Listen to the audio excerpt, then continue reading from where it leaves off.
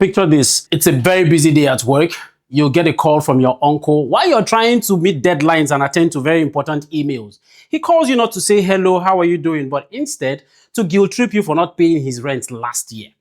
My name is Chukuma. Welcome to On the Couch with Norrenberger, Masters of Wealth Creation. I am joined by my colleagues today, all three beautiful faces of them. But On the Couch is a space where we talk about all topics. No topics are off limits. Here we try to stretch the conversation, bring new perspectives to you. And I'm not doing this alone today. Please, may we meet these wonderful people I'm having here with me today? Hi, my name is Ifoma, but you can call me Ife. Hello, my name is Tony, Chief Tony. Hi, my name is Efe, aka Send Your Aza. Oh, great. Very well. So let's just dive right into it. What is black tax? In layman's terms, Ifoma, please. Okay, so black tax, I will just give a little context to what I think it is or what I know it is. So the word black, it is there because it originates from the black society. It has roots from South Africa. Oh. There's something there they call Ubuntu, Wow. which is like the spirit of humanity. So that's where, black tax sort of originates from. Then the tax there is because it's something that is seen in African societies that it is mandatory and is recurring. So that's why it is tax. However, I have several differing opinions on that. Okay. That are in the course of the conversation. Probably, Good, because I was going to ask, like, is it only something we Africans do, or is this worldwide? What do you think, Tony? For me, I draw the line when I become the ATM of the community or the family. For real. I have to be financially stable before I can actually attend to communal, financial contributions. Yeah. So if I don't have enough, I can give. But I also think that it should come from a place of love. Yeah, where it should be appreciated and not when it is what's the word now? See from a place of like entitlement. Yeah. Yes. Yes. Efe, I'm still with you. What do you think when families start to guilt trip such benefactors, like such people that provide? What is your opinion? Do you think families have a right to mandatorily ask for this black tax, or should there be an approach to it? So I wouldn't say families have to ask. However, there's a certain perspective that we all have to look at. You have to look at what the family has given to you and what you have to give back. Sometimes you don't always need to wait for them to ask. Okay, let's clarify that. When you say the family, what the family gave to you, are you speaking in terms of education? Are you speaking in terms of life? Basically. Because some parents can literally say, I gave you life. Some mothers will say, I carried you for 9 months. So are you saying the family giving life to the person, in this case, the person owes that family some form of, repayments over a long period of time? So, you were raised by someone. Yeah, and absolutely. Not everything involves money. Sometimes people give to you, they give to you their emotions, their time, and it's an investment. However you choose to look at it, it's an investment and you actually have to give back when and where you can. Okay, hold that thought. Ifoma, so do you agree with the submission that when parents give birth to their children, they raise them in a safe environment, provide for them, pay for their tuition, pay for their school fees, give them that security that a child needs? Does the child in turn owe the parents, or is it a responsibility on the part of the parents to provide for a child and not expect anything in return? What's your opinion? Whenever we go for financial planning, and there's a specific slide that speaks to something like this, we usually would say your children are not your retirement plan. We sound it in the ears of everyone because you should start planning for yourself. However, I am a true Igbo girl. I know the society, I know the community I come from. People raised me. So, and there's an adage from I say that that says "Akurono amaronye patale." It means that if you're wealthy, you have to bring it home. You can't be wealthy, you can't be well off, and maybe the immediate family that you come from, or the people that raised you are, in abject penury. That is almost somehow. Yeah, would you do this at the expense of your own well-being? That's what I said. If I'm wealthy, you can't be working, because at the end of the day, you're not going to pour from an empty cup. True. You can't keep performing if you have nothing. Which is the same point Tony made earlier. You can't work 6 months and you're walking around with a shoe that is barely there or bent, and you're walking day in, day out. That shoe that you've been planning for 6 months, you can't you can't go and buy it because you're carrying your entire village on your back. You know, I agree with you. Balance is the key here. Yeah, you mentioned that earlier, right? You mentioned that, of course, you can't pour from an empty cup. True. So what do you have to say about people who allowed guilt get to them?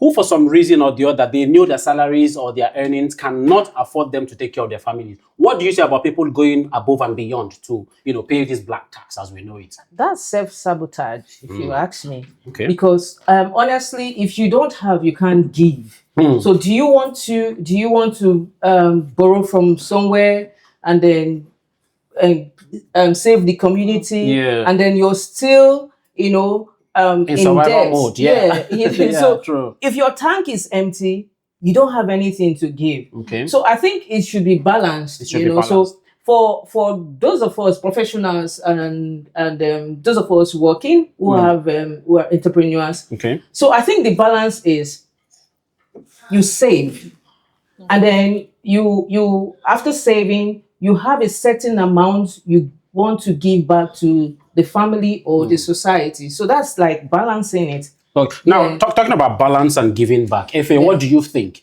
Do you think it's right for a child raised to go above and beyond, even at his or her own detriment, to provide or pay this black tax to family?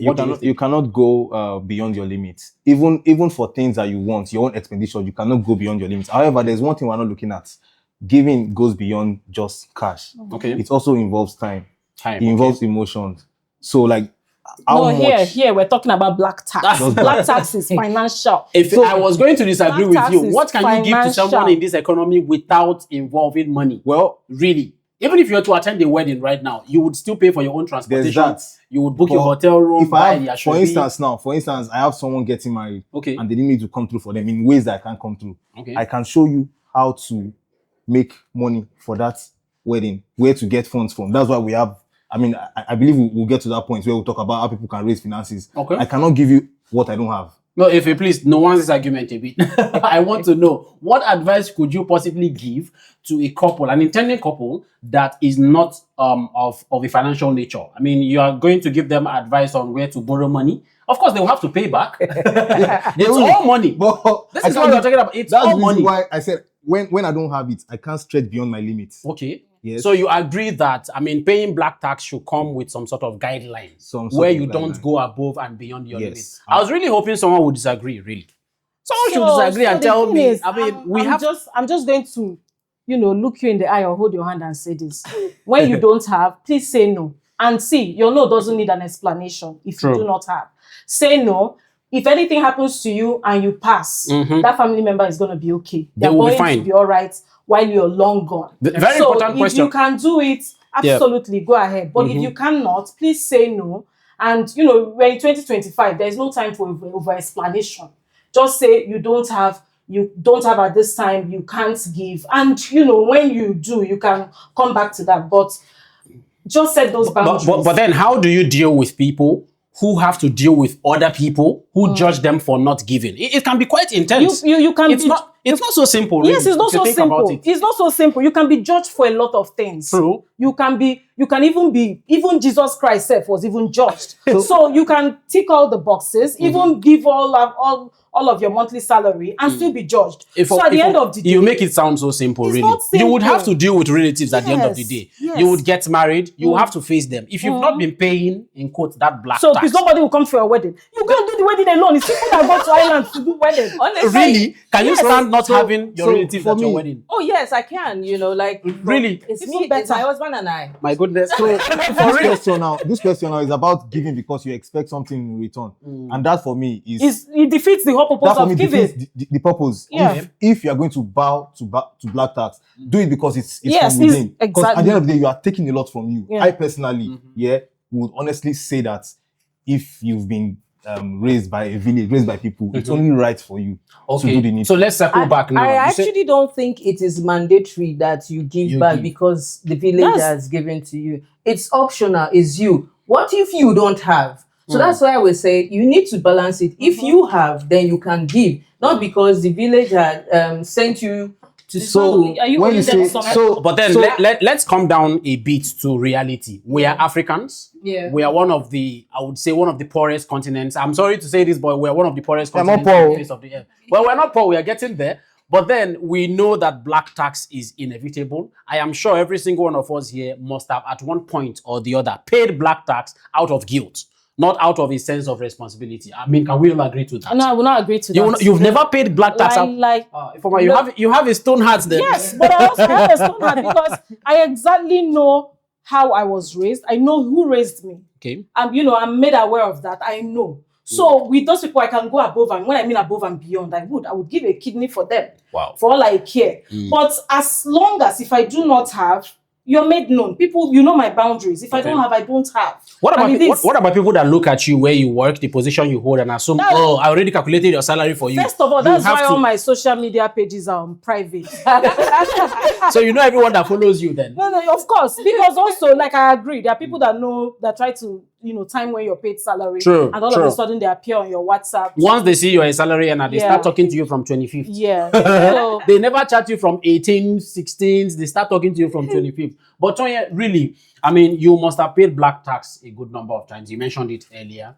What would you advise family members, parents in particular, to do, especially with regards raising kids? And what would you say about parents considering their children a retirement plan? First off, I'm a product of trust fund. Oh, wow. So let's give it up for the Nepo baby.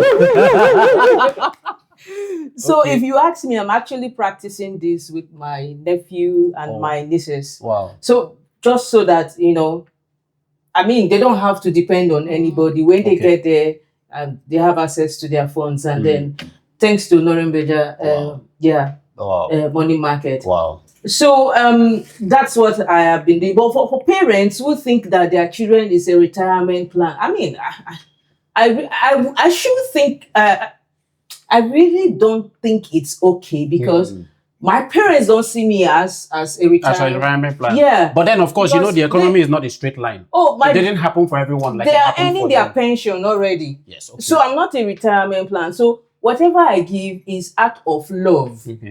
That I give. So I don't think parents should put that pressure on their children. It should come from a place of love and not a place of pressure. Yeah, because that pressure now can actually build emotional guilt that they don't talk about, and there can be a disconnect. You're true. Yeah, between the family, the child, and the parents. And on the reality side, we've seen people even venturing into criminal activities because of pressure from family. True. I would agree with you. I don't agree with that. You don't agree with that? Yes. If you say you are just looking for a reason to go into, but you wouldn't say it's because of family pressures. No. You've not seen entitlement from families before. I've seen entitlement, but I wouldn't agree with that fact. People have turned to crime. People have turned to crime because of pressures. It wasn't because of your family. I think you had that crime element in you before. Have you seen the movie To Kill a Monkey? That's a movie. He literally went into crime. He literally went into crime for his family. But that's a movie. This is real life. It's real. What I'm saying is, if you go into criminal activities to save your family, you had it in you before. Pressure. Pressure does bring out what is already inherent in people. Really, I would agree. Anyway, thank you so much, guys, for your contributions. I really appreciate it. At the end of the day, viewers, you've seen it. Know where to draw the boundary. Of course, be benevolent to your family, your immediate family, your extended family, but know where to draw the line. You cannot pour from an empty cup. So said Tonye. Of course, and also remember where you are coming from, and definitely know your boundaries. Ifoma said. That's been our time on the couch with Norrenberger. Please feel free to like, comment, subscribe, leave a comment. We want to hear what you have to say. Thank you so much, guys, and see you on the next ATM machine. Send your answer.